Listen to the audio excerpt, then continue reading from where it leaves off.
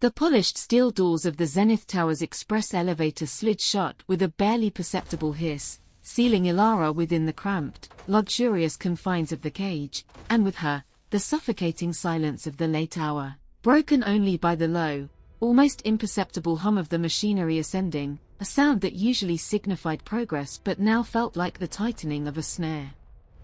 She clutched the worn strap of her portfolio case, the flimsy barrier between her and the stark reality of the city lights stretching out beneath the 97th floor. Her final presentation for the junior architect position already a blur of frantic notes and half-forgotten statistics. She was exhausted, mentally drained from weeks of relentless competition, and all she wanted was the solid ground, the anonymity of the street, the sweet release of sleep. Beside her stood Mr. Alistair Thorne, CEO of Thorne Global Holdings, a man whose very presence seemed to absorb the ambient light, leaving everything around him feeling colder, sharper, more acutely observed. He was a monolith of tailored charcoal wool and steely ambition, his profile a study in patrician arrogance, his dark eyes, usually fixed on spreadsheets or distant horizons, currently directed at the glowing floor indicators, betraying nothing of the turbulent world he commanded. The elevator, already moving with unnatural speed, gave a sudden, violent shudder, a grinding metallic shriek that clawed at the nerves, followed by an alarming, absolute silence as the lights flickered once, twice, and then plunged them into an unexpected, thick blackness, broken only by the faint, emergency glow strip near the floor that cast long, distorted shadows across the mirrored walls. Elara gasped, a small, involuntary sound swallowed instantly by the dead air, her heart hammering against her ribs like a trapped bird. This wasn't just a momentary hitch, this felt geological, catastrophic. Alistair, however, didn't flinch. The only indication he registered the disaster was a slight tightening around his jaw, a minuscule repositioning of his weight, as if the sudden stop was merely an inconvenient pause in a very important meeting. Well, his voice cut through the darkness, smooth, deep, utterly devoid of panic, yet laced with an almost surgical impatience. This is inconvenient. Elara fumbled for her phone, the screen flaring weakly against the oppressive gloom, confirming the inevitable, no service. Mr. Thorne, you all right? She managed, her own voice sounding thin and reedy in the silence, a pathetic counterpoint to his composure. He finally turned towards her, and even in the dim emergency light, the intensity of his gaze felt like a physical pressure. Perfectly adequate, miss, he paused, the delay suggesting he hadn't bothered to memorize the name of the junior hopeful he'd barely glanced at during the day. As you are presumably named. Ren. Elara Ren, she supplied, feeling foolishly small, wondering how anyone could worry about names when they were potentially suspended between heaven and earth in a steel box. Miss Ren, he repeated, the pronunciation precise, almost dismissive. The maintenance logs for this tower are meticulous. A failure this complete suggests more than a simple power surge. We are likely stranded until the morning shift begins diagnostics. Stranded. The word hung in the air, heavy and final. Elara leaned back against the cool metal wall, trying to control the tremor in her hands, attempting to project a calm she absolutely did not feel. The air, initially cool and conditioned, was beginning to feel close, slightly stale. She could smell the faint, expensive scent of his cologne, sandalwood and something sharp, like ozone, a smell now inextricably linked to her sudden imprisonment. Hours crawled by with the agonizing slowness of glacial movement. Alistair Thorne, true to his nature, did not sit down. He paced the small space when the darkness allowed, occasionally testing the emergency call button with brisk, demanding jabs, receiving only static in return. Elara watched him, fascinated despite her own discomfort. He wasn't the caricature of the ruthless CEO she'd expected. Here, stripped of his mahogany desk and entourage, he was something more elemental, a tightly coiled spring of focused energy. She tried to read, pulling out a crumpled paperback from her bag, but the light was too poor, and the sheer proximity to the most powerful man in the city made concentration impossible. Eventually, As the initial adrenaline faded, a profound weariness set in, a bone-deep exhaustion compounded by the surreal nature of their confinement. Elara slid down the wall until she was sitting cross-legged on the plush carpet, pulling her thin blazer tighter around her shoulders. "Mr. Thorne," she whispered after what felt like the 100th silent hour, "perhaps we should conserve phone battery, just in case one of them picks up later." He stopped his pacing, sighing, a sound that was pure annoyance given form. "Conserve. A sound strategy, Miss Ren. One I should have employed yesterday when I allowed that amateur presentation to consume my schedule." The jab was subtle, but it landed.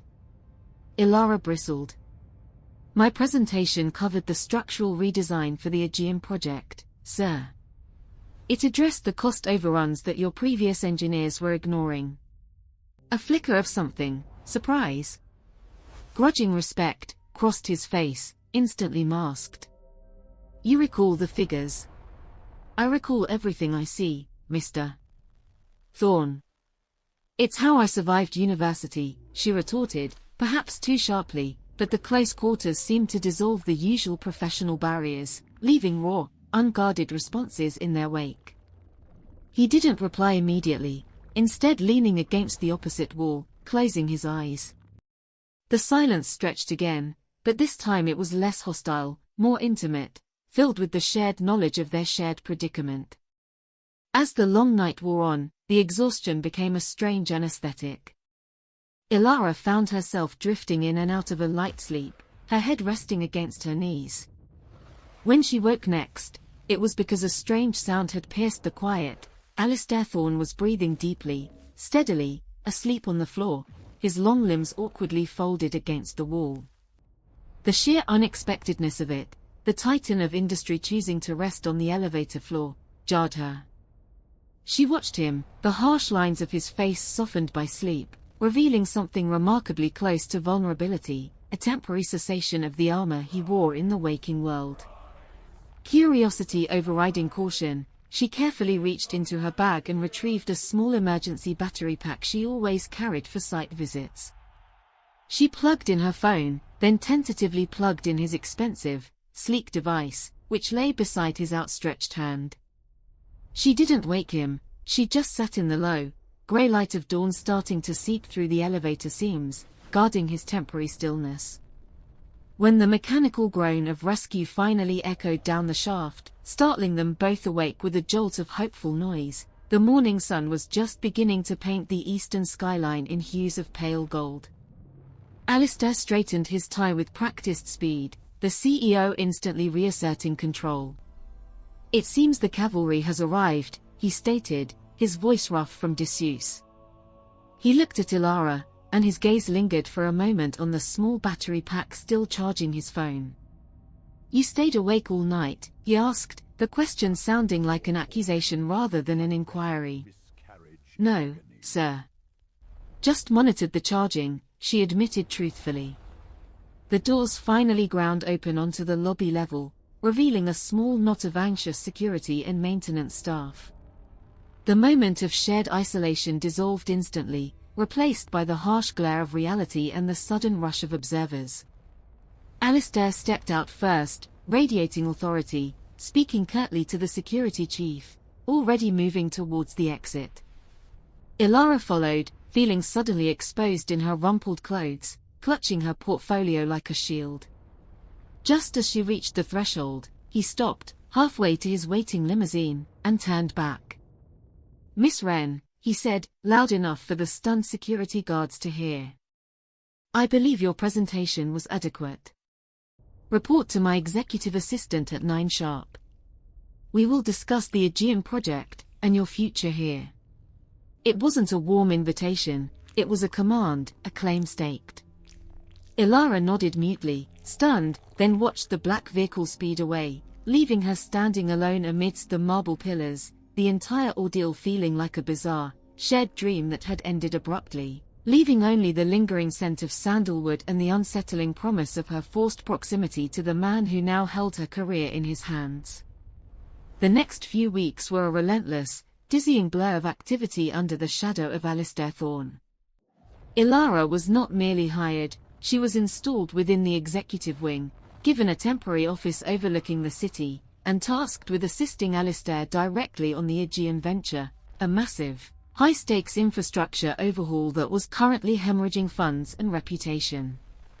Her days were spent translating Alistair's terse, often contradictory demands into viable architectural schematics, fueled by endless, lukewarm coffee and the gnawing awareness that she was constantly under his scrutiny.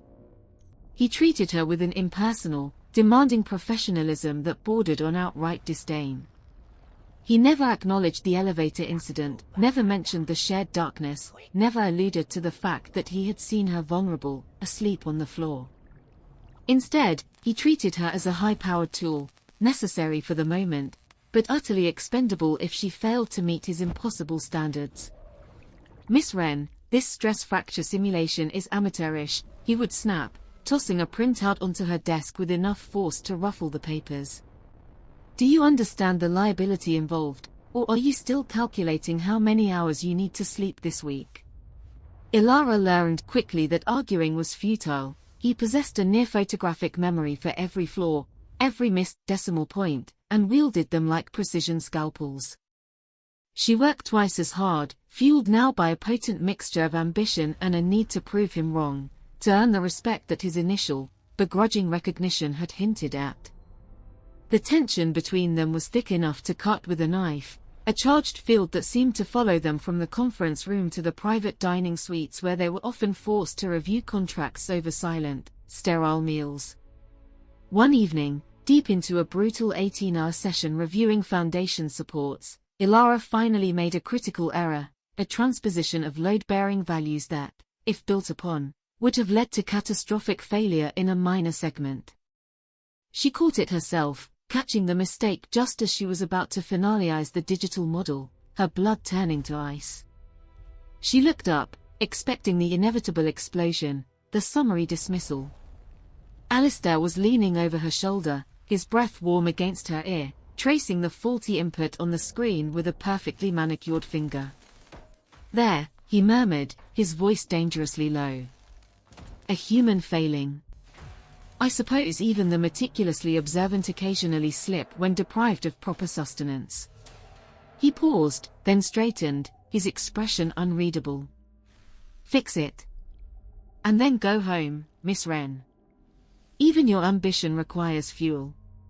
He walked away without another word, leaving Elara trembling, not from fear, but from the shocking intimacy of his proximity, the sudden, unexpected restraint.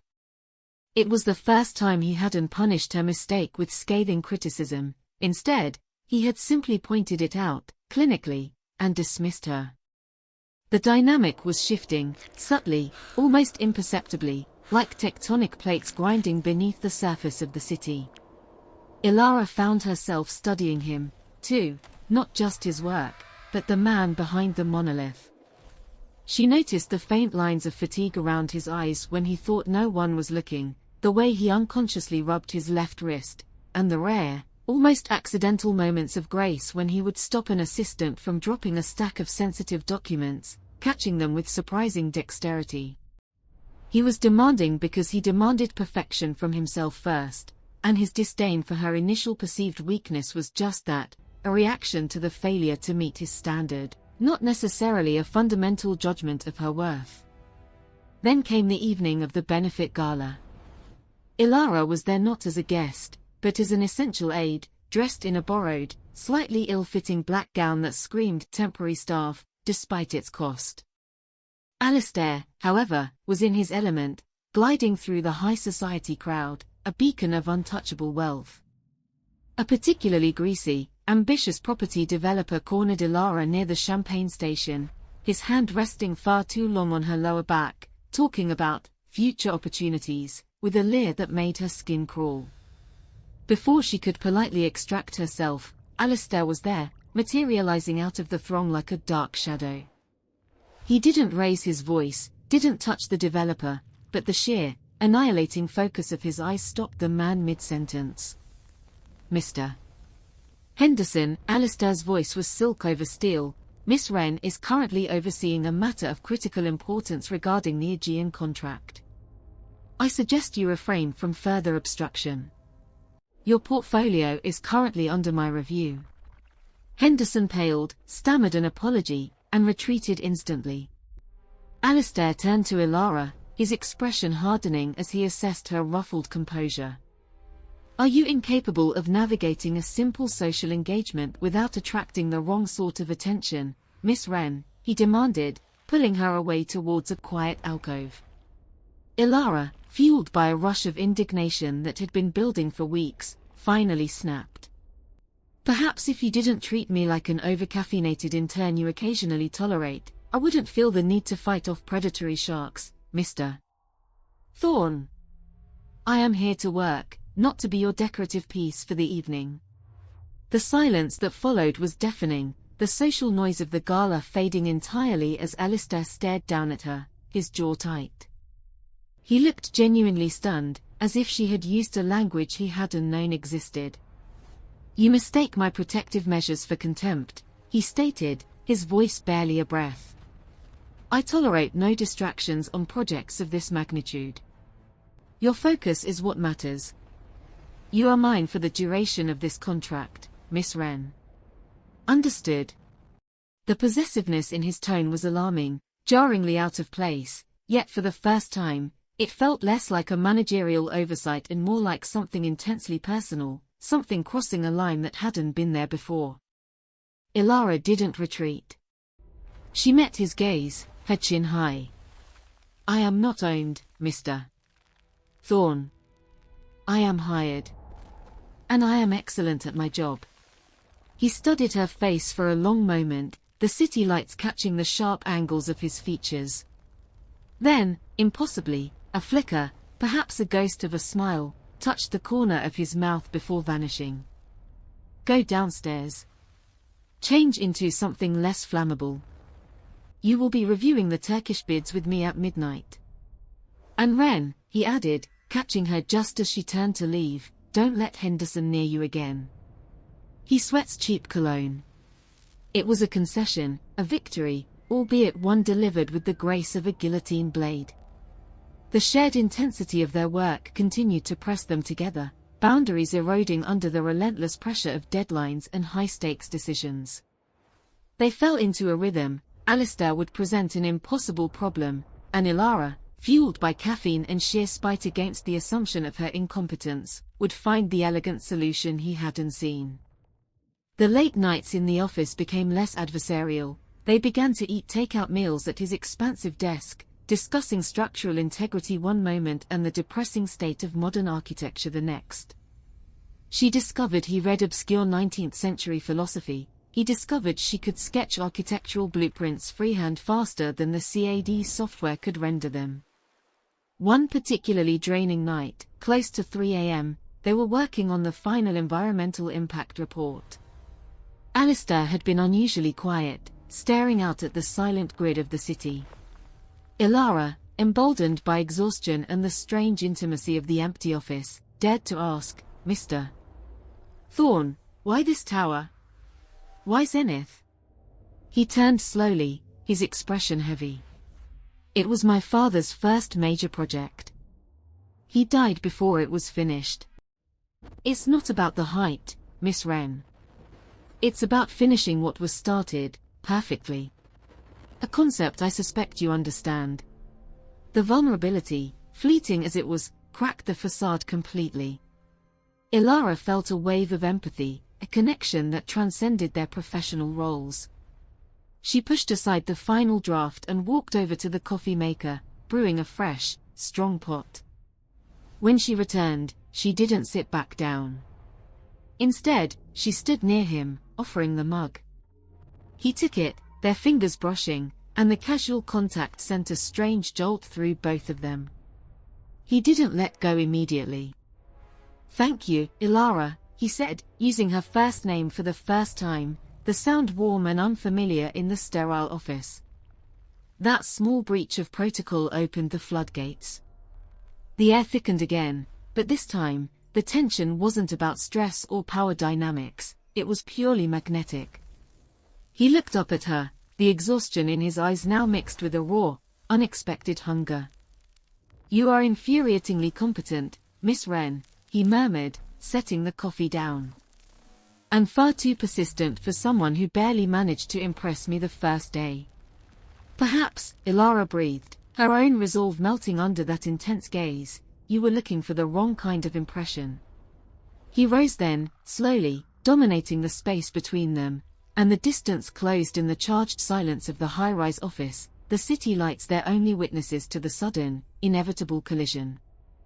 The kiss was demanding, fueled by weeks of suppressed tension, the restrained power of Alistair Thorne finally unleashed, yet tempered by a strange, searching gentleness that surprised them both.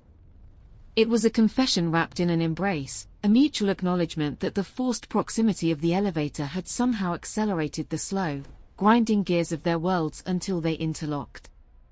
That night marked a profound, irreversible change. The professional lines blurred, then dissolved entirely, replaced by a secret, intense affair conducted entirely within the high-security perimeter of Thorne Global. Their working relationship became a carefully constructed facade. Outside closed doors, Alistair was possessive, attentive in ways that defied his ruthless reputation, bringing her gourmet meals to the office, memorizing her preferences, driving her home late at night, often lingering until the first hint of dawn disturbed their privacy. He treated her body with the same meticulous care he applied to structural integrity, demanding perfection but rewarding it with deep, focused attention.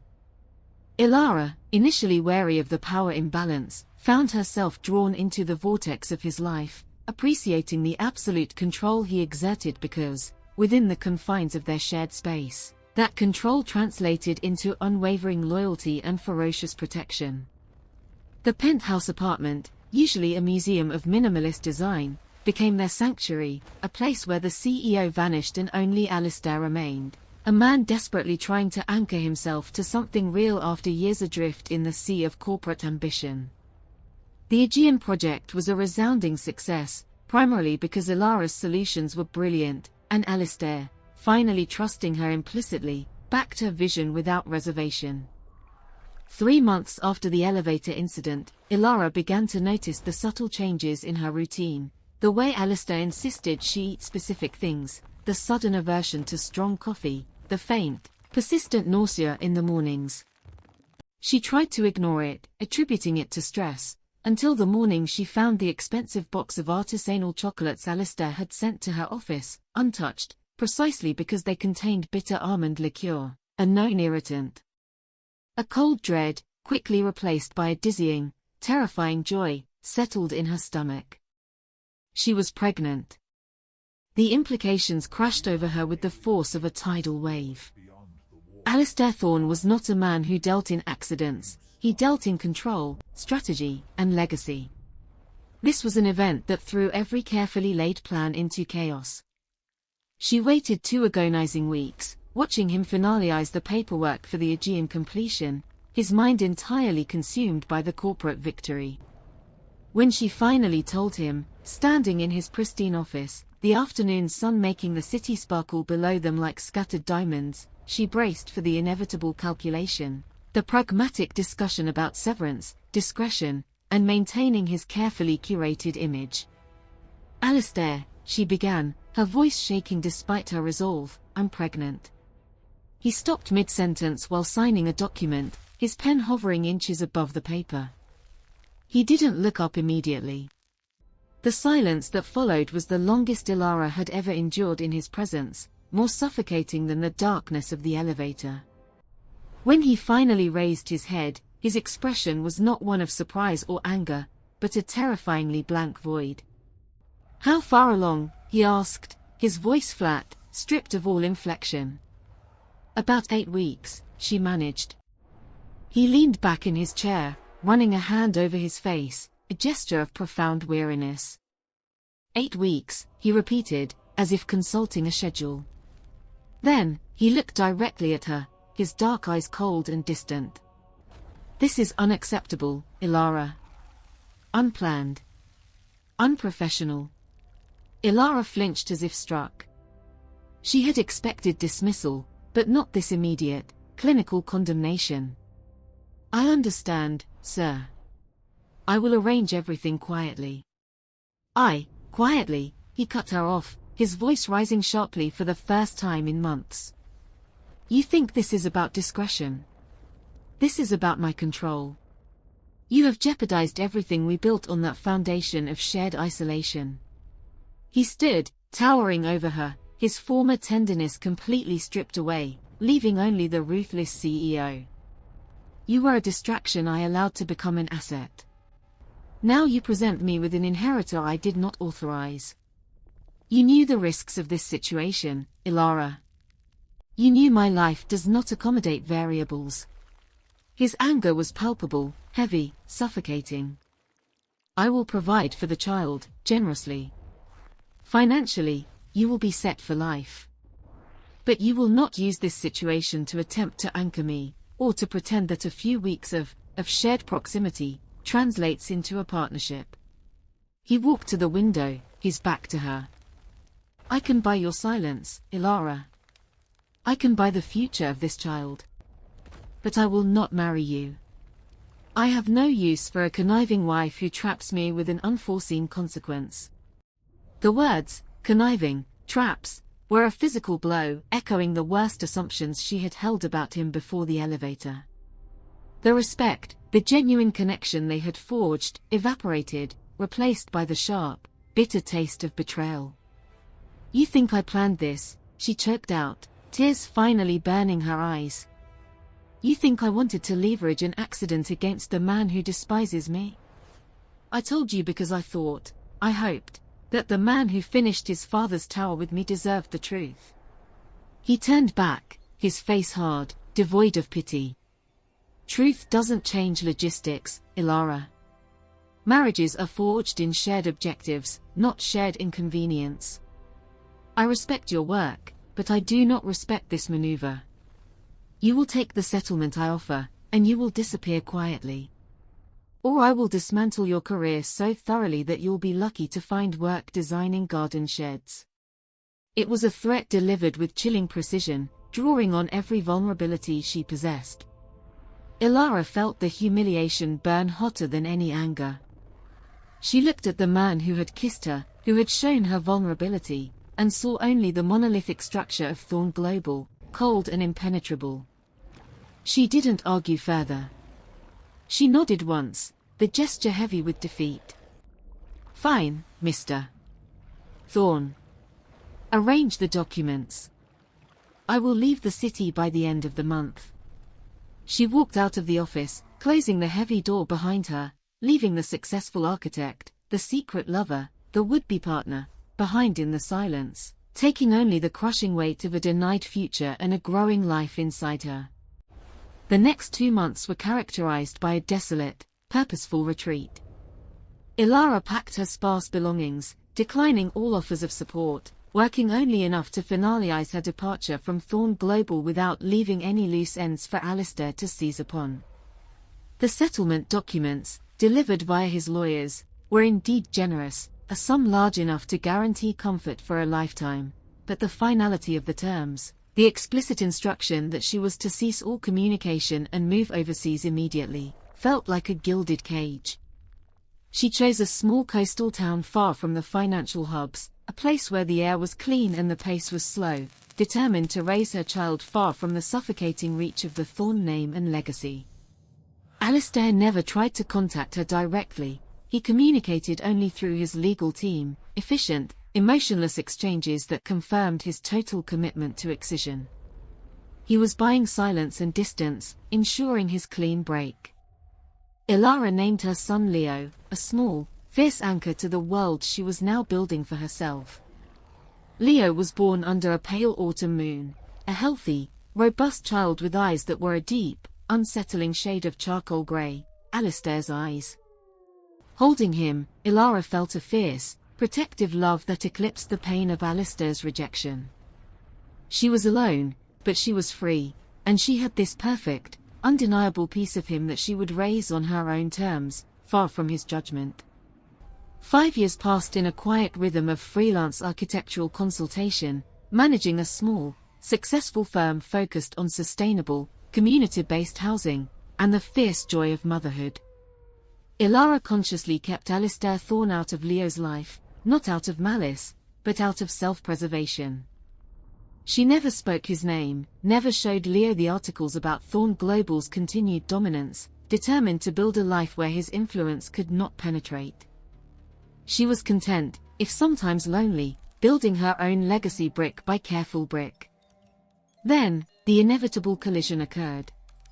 Leo was turning 6, and Elara had taken him on a rare trip back to the capital city for a specialist medical appointment, a minor issue, but one requiring the best pediatric care, which was concentrated in the metropolis.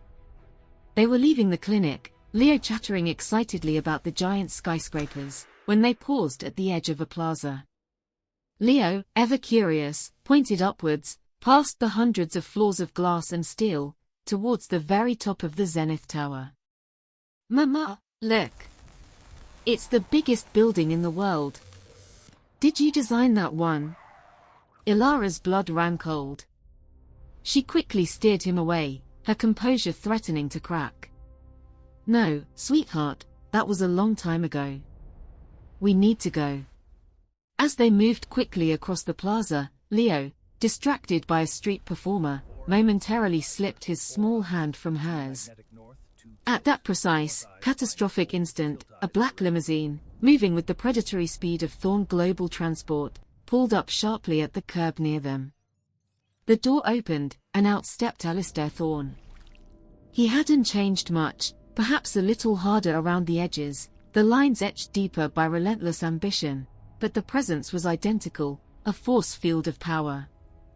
He was on his way to a board meeting, impeccably dressed, looking as though he had stepped directly from a magazine cover. He looked down the plaza, ready to signal his driver, and then he froze. His eyes, those familiar, piercing charcoal depths, fixed on the small boy standing a few feet away, tugging at his mother's coat. Leo, noticing the sudden stillness of the important-looking man, looked up, tilting his head in innocent curiosity. The resemblance was uncanny. The perfect set of the jaw, the intelligent sharpness in the gaze, the dark sweep of hair, it was Alistair Thorne distilled into a 6-year-old boy. Elara saw the recognition dawn in his eyes, not slowly, but with the instantaneous, brutal clarity of a lightning strike. His face went entirely slack, the mask of the CEO shattering completely. He didn't move towards Leo, he didn't speak. He simply stood there, rooted to the spot on the pavement, staring at the living, breathing evidence of the past he had tried so violently to erase. Elara felt a suffocating wave of panic. She grabbed Leo's hand, hard. "Leo, run to the car, now," she hissed, pulling him towards the cab she had hailed moments before. But Leo, fascinated by the powerful man watching them, hesitated. "Mama," he looks sad, the boy whispered. Alistair finally moved, a slow, jerky motion, taking a single step forward, his composure utterly abandoned. "Elara," his voice was a raw, desperate rasp, completely unlike the measured tones she remembered. He hadn't used her name in 5 years. He reached out a hand, not toward her, but towards the boy. "Leo," he tested the name, the sound echoing with years of unspoken regret. Elara shoved Leo into the cab, slamming the door shut an instant before Alistair could reach them. She didn't look back at him. She threw a handful of cash at the driver, barking the address, her breath coming in shallow gasps. As the taxi pulled away into the traffic, Elara risked a glance in the rearview mirror. Alistair Thorne was still standing exactly where she had left him, motionless in the middle of the plaza, the sleek black limousine waiting patiently beside him, two worlds having collided in a single, devastating moment. The next week was a siege. Alistair Thorne did not hire lawyers this time. He deployed his entire corporate apparatus, refined over decades of hostile takeovers and strategic maneuvering, directly at Elara's small, quiet life. Her small firm's clients suddenly found their own contracts under intense regulatory scrutiny. Her utility providers mysteriously flagged minor, long-forgotten infractions. Her bank began a quiet, intrusive audit of her 5-year-old overseas transactions. It wasn't a threat, it was a demonstration. He wasn't trying to scare her into contact, he was systematically dismantling the safe harbor she had built, forcing her hand back into his orbit. Elara realized with chilling clarity that he wasn't angry about the child anymore. He was furious about the lie of omission, the idea that she had successfully hidden a part of him, his son, from his knowledge. He wanted possession of the narrative, and he was willing to destroy her foundation to get it. She couldn't let Leo be collateral damage. She called his private office number, the one she still remembered, the one she had sworn she'd never dial. It rang only once before a sharp, professional voice answered, "Mr. Thorne's executive office. This is Elara Ren. Tell him I need to speak with him. Now. And tell him that if he doesn't stop the harassment of my business by the end of the hour, I will walk into the Securities and Exchange Commission with every file I kept from the Aegean project." It was a bluff of mutual assured destruction, a final echo of the woman who had challenged him in the elevator. The line went silent for 10 agonizing seconds, and then, the click of a transfer. Alistair's voice, when it came, was tight, controlled, and laced with dangerous fury. "You dare threaten me, Elara, after you deliberately erased yourself. You dare destroy my livelihood because I birthed your son," she shot back, her voice steady now, forged in 5 years of self-reliance. "I didn't erase myself. I left the man who told me I was a conniving account to be settled. You said you had no use for a wife, Alistair. Fine. I don't have use for a father who buys silence and dictates exile. I didn't dictate exile, I offered protection from my world," he roared, the controlled veneer finally cracking. "You ran. You cut me out. You didn't give me a choice. You gave me a choice in a sterile lawyer's office, Alistair. You offered me money to disappear. What was I supposed to do? Send a carrier pigeon from the coast announcing I was pregnant with the CEO's illegitimate heir?" Her voice broke on the last word. There was a beat of absolute silence on the line, a silence heavy with the weight of 5 years of misinterpretation. Then, Alistair's tone shifted, the anger draining away, leaving behind a terrifying emptiness. "I was wrong," he whispered, the admission sounding painful, profound. "The day I told you to leave. I was wrong. I panicked. I saw only the threat to my control, and I reacted like a coward who'd lost his leverage. I saw you as another liability, Elara, because I never learned how to accept anything that wasn't earned through ruthless strategy." He took a deep breath. "I have been watching you, Elara. Not the company audits. I found out about Leo the second I saw him, the sheer, impossible resemblance. I've been watching your career. Your firm's sustainable designs are revolutionary. You are not a conniving schemer. You are brilliant. I was blinded by fear of exposure and stupidity." He paused, gathering himself. "The harassment stops now.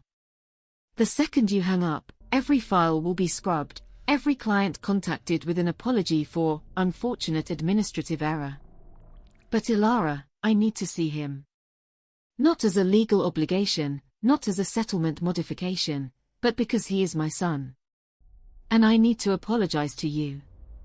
Elara leaned her head against the cool wall of her small office, the weight of 5 years of suppressed resentment finally lifting enough to allow a sliver of hope in. "I don't trust you, Alistair," she admitted honestly. "You showed me your true colors in that sterile room. You valued your reputation over your child." "I know," he conceded immediately. "And that mistake has defined every waking moment since. I was wrong, Elara. Completely. I don't want to buy you back, I want you to choose to come back. But I need to prove that the man in the elevator, the man who guarded you in the dark, is the real one, not the monster who signed those papers." He gave her an ultimatum, not a threat, but a plea wrapped in CEO language. "Meet me. Tomorrow. At the Zenith Tower." Not in my office. In the lobby. Come alone. If you still despise me, you can walk away again, and I will never contact you or Leo again. But I need to look you both in the eye and try to fix what I broke. The next day, Elara drove Leo to his grandmother's house across town, laying the groundwork for a lengthy excursion, telling him only that she had an important meeting with an old boss. She wore a tailored suit, a conscious choice to meet Alistair on his professional ground, but underneath, she wore a deep, abiding nervousness.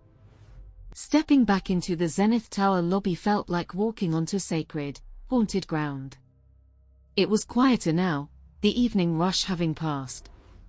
Alistair was waiting precisely where the security chief had first spotted them, standing near the revolving doors, looking less like a CEO and more like a man waiting for a verdict. He wasn't surrounded by guards, he was utterly alone, save for his driver waiting discreetly by the curb.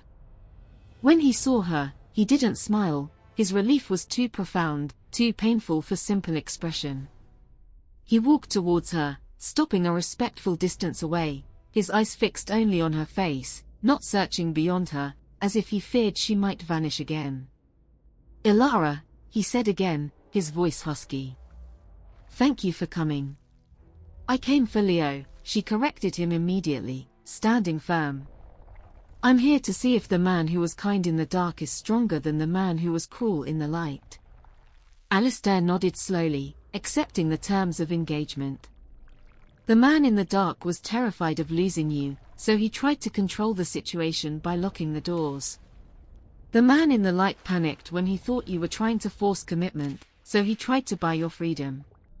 Both reactions were selfish, Elara. Both were fueled by my own profound lack of emotional vocabulary. He took a deep breath, an admission of vulnerability that was more compelling than any public apology. "I spent 5 years trying to replicate the feeling of that night, Elara. Every successful merger, every pristine design, it was all just noise." Leo. Seeing him.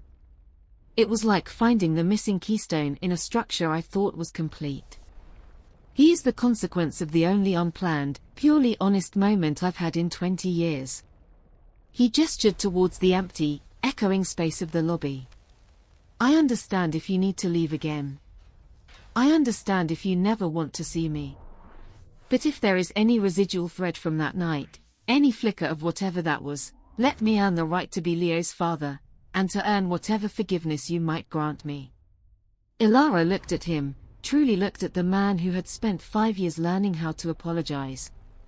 He hadn't tried to intimidate her with power, he had dismantled his power structure just to meet her on neutral ground.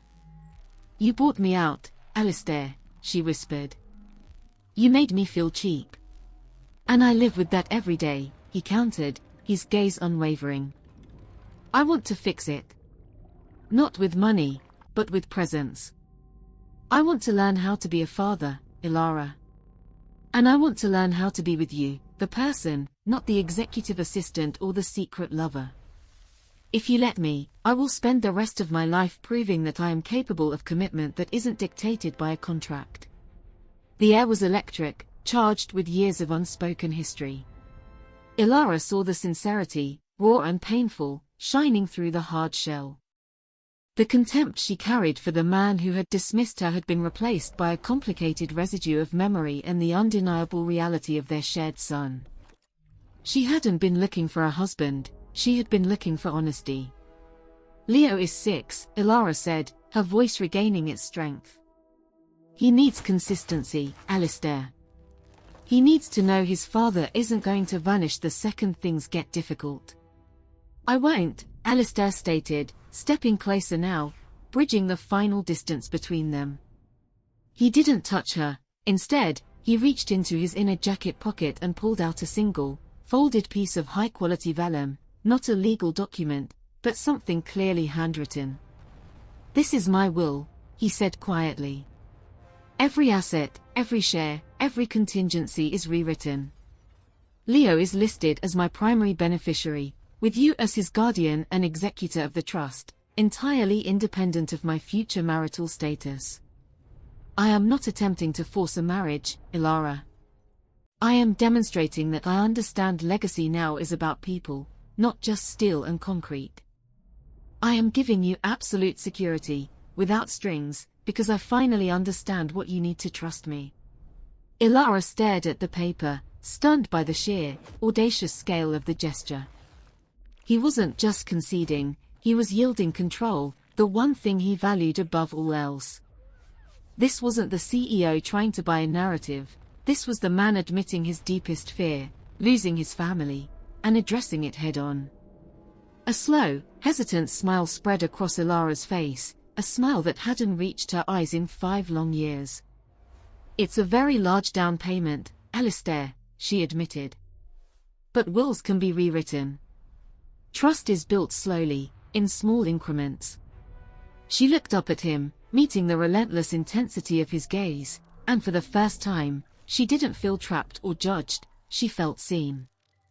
We start small, she stipulated, her own power reasserting itself, no longer the junior architect, but the co-creator of a new life. You can take Leo for ice cream tomorrow. No bodyguards. You pay. And you answer every single question he asks about skyscrapers without resorting to corporate jargon. And when you come back, you tell me what you really meant in that elevator when you thought no one was listening. Alistair Thorne looked down at the woman who had walked out on his empire and returned to challenge his character. A genuine, relieved smile finally broke through the controlled facade, softening the hard lines around his mouth. He reached out, not to pull her close, but to gently take her hand, his grip firm and warm. I meant that I was terrified you were perfect, he confessed, his voice dropping to that familiar, intimate murmur. And I was terrified that I would ruin you, just like I ruined everything else I touched. But you didn't shatter, Elara. You built something stronger in my absence. That's not conniving. That's magnificent. He squeezed her hand, anchoring them both firmly in the present, the ghosts of the past 5 years finally receding into the background hum of the great city tower. I'll take the ice cream, Elara. And then, I intend to spend the rest of my life earning the right to be your inconvenient truth.